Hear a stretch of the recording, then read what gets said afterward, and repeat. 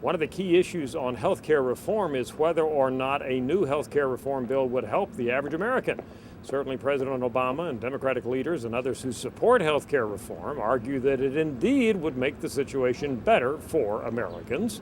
But in our latest poll, we find again that the average American simply is not convinced that a new health care reform bill would make their situation better off in regards to health care.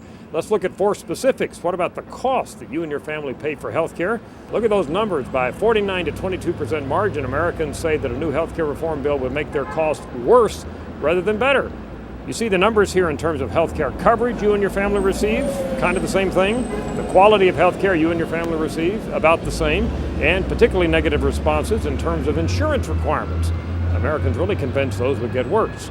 Now, the fact that Americans don't think health care reform would benefit them personally in these areas doesn't necessarily preclude their supporting the bill in general.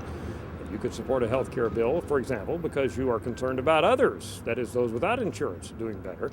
But in terms of personal benefits from health care reform legislation, our data simply confirm that the average American doesn't see it in the cards if a new health care reform bill is passed.